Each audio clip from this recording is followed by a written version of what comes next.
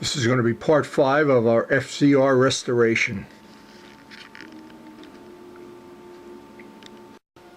Now before I do any more work with sanding or cutting on this fairing, one of the things I'm going to need, and it's a very simple thing, these parts are very flexible, and while I'm painting and sanding I want to have a bar going across here, and it also will allow me to hang the part when I'm painting it. So making that little fixture right now, that'll make the rest of the job a lot easier and safer, that we're not going to either distort or break those two pieces. Now it's really not an important thing what type of material you use. This is a piece of aluminum tubing that used to be a thing for water and plants. I can cut this up, get some idea. Oh, it's plenty big in fact. In fact, I got a little handle here. But basically what I want to do is support this so this can't go back and forth, and I can hang it while it's drying, put it in the tripod when it comes time to actually paint it.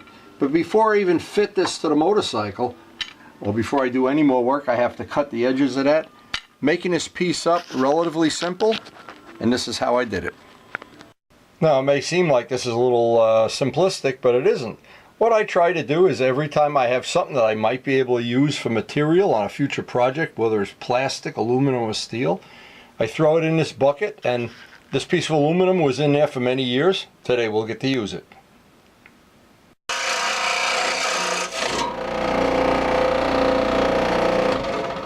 Having a bucket with a lot of scrap material, always to your advantage. Now what I'm going to do is squash this end in a vise, and I'll be able to drill a hole in it. Now, this is kind of a simple thing, but I think it's going to work in just the way we expect it to. And these are the kind of things, these things to hold things while you're painting them, or while you're working on them, or in this case I know that from doing a lot of other fairings. I remember making a one for Vlad's Benelli that really saved our day because the thing was so delicate. So what I want to do is make this flat. I'll be able to adjust it then in that shape I want.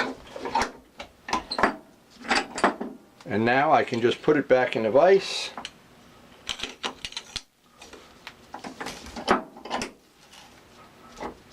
Again, it's all just scrap material that I have laying around the shop.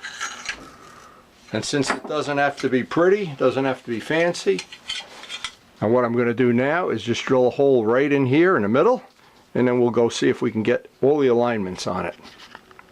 So with the hole drilled in it, now it's really a question of I can figure out exactly how long I need this piece. I need it to be flat up to here. It means I can cut it about there. Repeat the same process so I have two ends like that, and then just final adjust them so I don't have any pressure on this one way or the other. And believe me, this will be one of the little things that as this restoration goes along will make our job so much easier.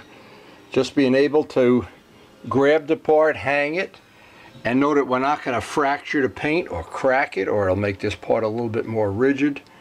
And in the past, I've always said I spend 10 minutes doing this and it saves me 10 hours somewhere down the road when you crack the part and have to fix it, or just in the painting parts of it. A very handy thing. Now actually I thought of a great invention. I could cut this in the middle, put an oversized piece of tubing in here so I could spread it or bring it closer together in the future and use it as a universal tool for doing fairings. I may do that in the future, but not today. Okay, so what I wanted to do, now that I have this brace, and boy, this brace is handy. It's going to come in handier and handier as time goes by. I want to put something like this angle in here, but I don't want to make it exactly the same. I want to see how I can do this.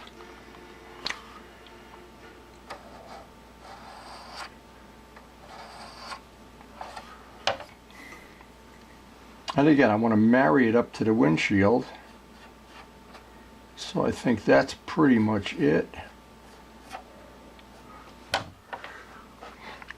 And I'll take that outside and cut it, because in here I don't want to make the dust. Now the idea is going to be to take this little cuts, little pie slices,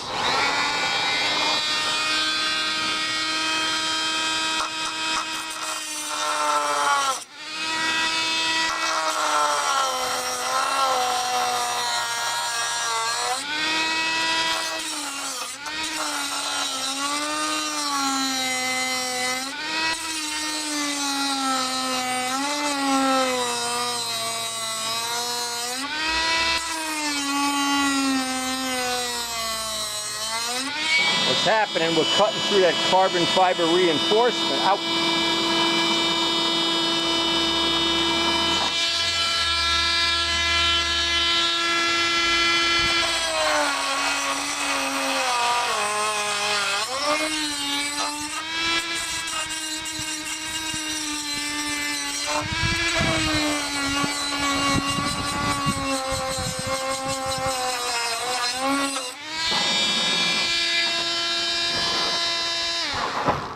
Now that last little bit to get the curve in there just the way I want, I'll do with a sanding block.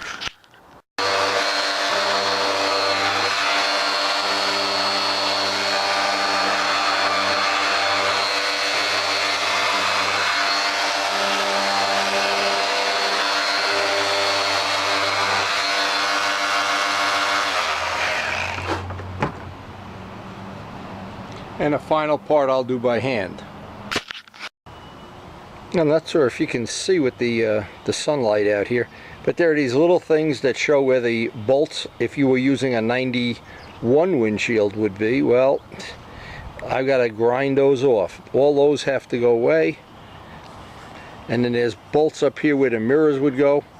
We're going to grind some of that away. They also have marked on the front of the fairing, I don't know if you can see it here, the line where this would, you would cut out the, I guess there's an emblem or something goes up here.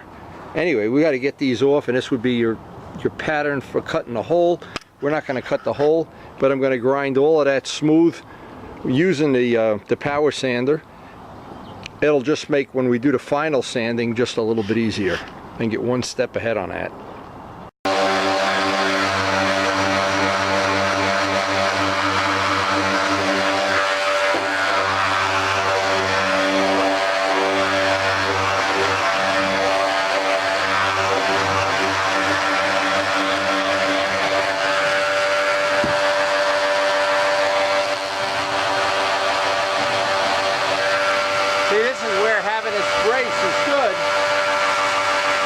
This is where having a brace is good, because if I didn't have that, this would be wiggling around.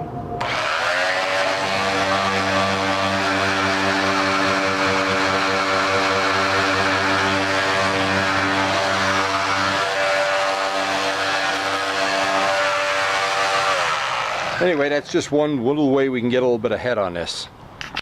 Now I'm going to leave these little recesses, because I think they're going to be useful when we go to fit this part to the bike. It looks like where we're going to drill the holes. We'll see if that lines up.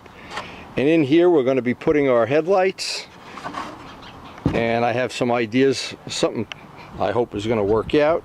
That'll be obviously on part of this video, but I think that's all the sanding we can get done on that part for today. But even that gets us, well, gets us ahead. Now, just some thoughts on sequencing.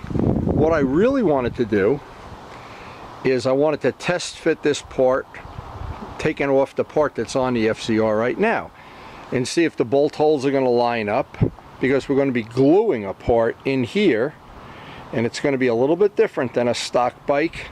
My little customization, I guess that's the right word.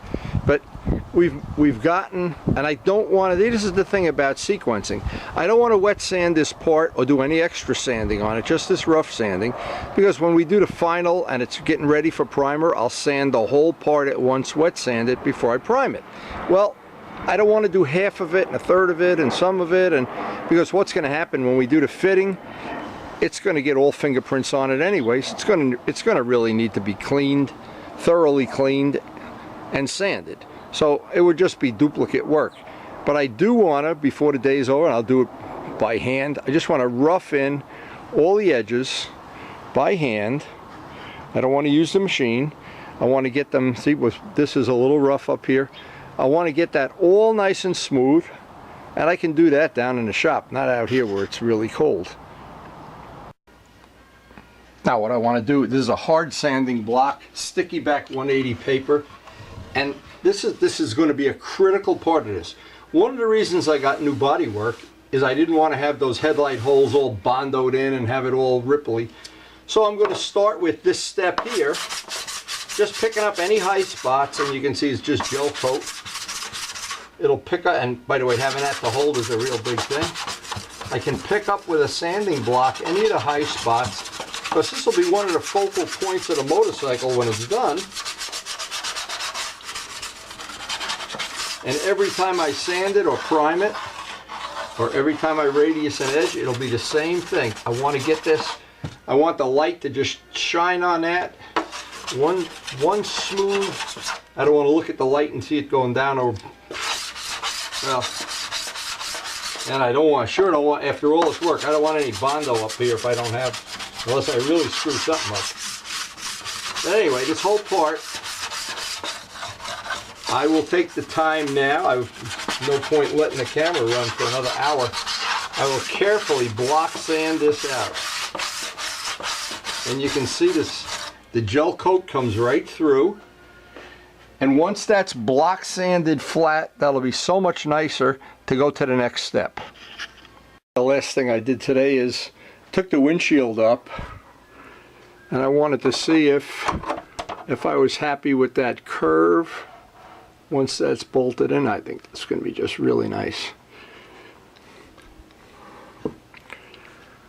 And I thought about doing it, leaving it square or leaving it pointy, and I thought, well, we'll just put that the shape that it was originally in, except it's closer. Again, because we're using a mismatched set of a 93 windshield and a 91 fairing, and requires a little bit of work. But the block sanding on that worked out great. Now the next time I get to do a session, and I hope it's going to be soon, because I'm really getting excited about working on the project, the next step on this is to wet sand down the whole part, get it in primer, and then paint it white, because the white is going to be the base color for our stripe. That's basically some of the little chip foosh drawings I made that just to give me an idea of how I wanted to lay out the colors. I want this to be a unique, one-of-a-kind paint job. And again, on our list of videos, there's videos showing how I did the drawings. Not that they're special, but it can save you a lot of time. If you have a concept in your mind how you want to do it, it can just make it easier to see it in real life. Anyway, hope you enjoyed the video, and thanks for watching. I'm getting excited. I want to work on this every day now.